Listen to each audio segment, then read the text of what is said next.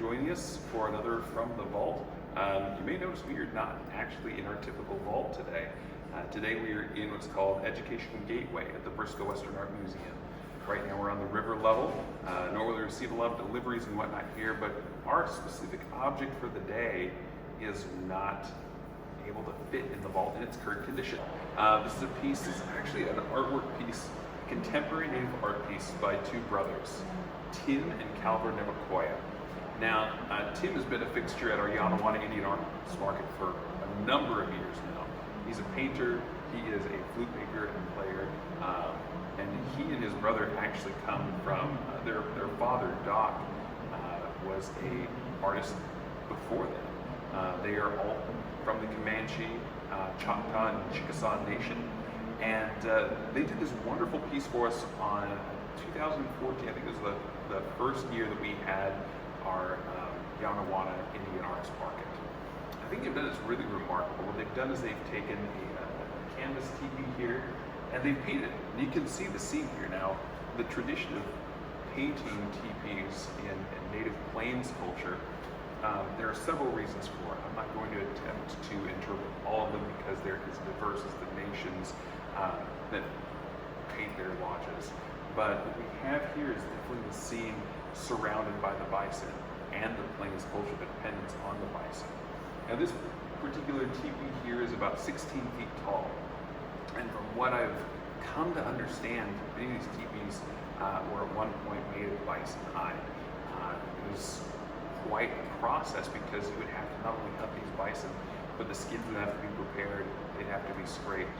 And it was one hide for every foot of height on a teepee. And so you need at least 16 to 18 hides to create something of this size. And so there's a lot of investment that would go into the creation of these lodges, which became these mobile homes for Plains nations as they would follow the bison across the plains.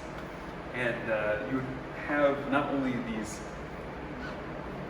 outer shell as well, which is the painted part, but on the interior you would actually have this framework of poles, lodgepole pine trunks, essentially. This is actually most of the tree right here. Lodgepole pine in particular, interesting, they have this very unique quality of not really having very many branches except up on the top of the tree itself. So they were perfect for these teepees or lodges, as they were often called.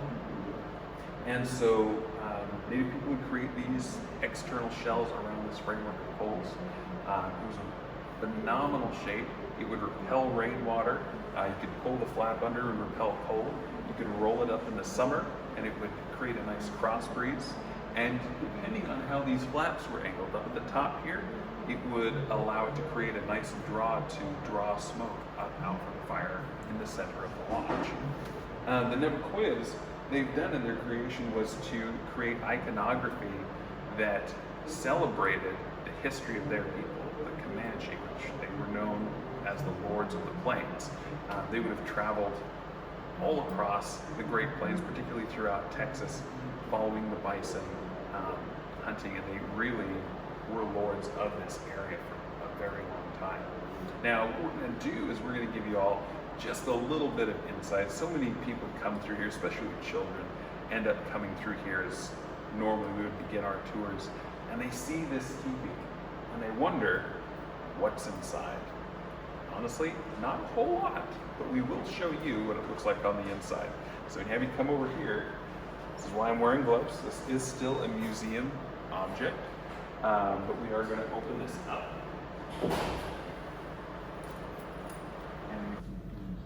And very often too, you'd have this lining inside the teepee that would also be painted.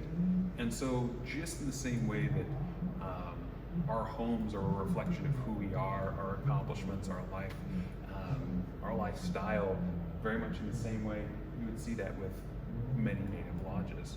And particularly in this case, with this contemporary piece, you see the unique style of the Nevaquayas, and not only their culture and their heritage, but also too this splatter art style, which is very distinct for Tim Nevaquaya and his artwork.